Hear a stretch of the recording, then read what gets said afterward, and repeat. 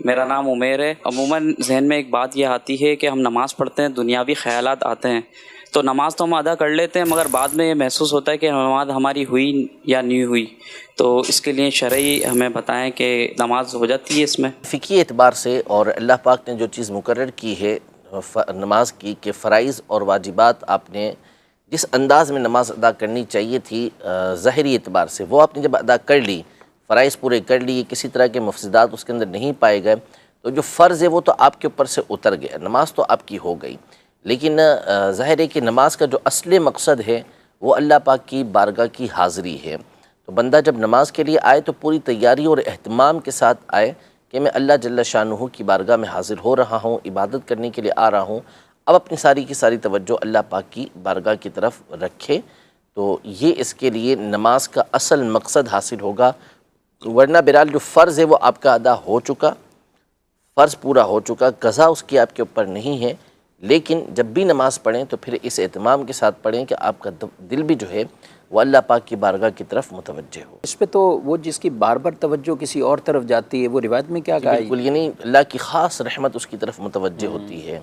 जब बंदा किसी और तरफ मुतवज्जे होता है, उसकी तवज्जो किसी और तरफ चली जाती है, तो निदा दी जाती है कि क्या मुझसे बेहतर बारगाह कोई मिली है। अल्लाह अकबर। तो फिर बंदा मुतवज्जे होता है, फिर निदा दी, फिर किसी और तरफ चला जाता है, फिर उसको निदा आवाज़ दी जाती है कि क्या मुझसे बेहतर कोई बारगाह मिल गई है।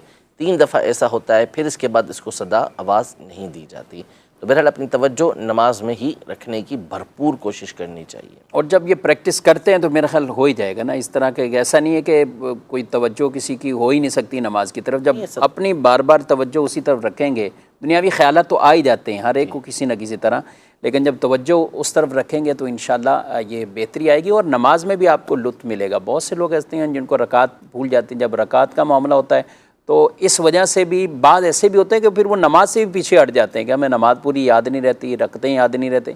बिलखुसूस जिनकी उम्र कुछ ज़्यादा है तो उनको भी, उनके साथ भी इस तरह के मामला तो हो जाते हैं। तो नमाज की तरफ तवज्जो रखने का एक तो है कि नमाज को उसके मानी के साथ याद कर लिया जाए। अगर आपको सूरह फातिहा का तर्जमा अच्छी तरह याद हो, तफसीर सिलातुल जिनान से आप पढ़िए, आपको बहुत आसानी से वो याद हो जाएगा। इसी तरह कुछ सूरतें हैं, आप उनको उनका तर्जमा आप पढ़ लीजिए। अत्तहियात जो नमाज में पढ़ते हैं ये भी तर्जमे के साथ, तो ये जब आपको तर्जमे के साथ याद होगा ना और फिर आपकी तवज्जो भी उस तरफ रहेगी तो इंशाअल्लाह नमाज के अंदर ये खुशू खुजू वाली कैफियत भी रहेगी और हर तरह के वसाविस से भी आप महफूज रहेंगे।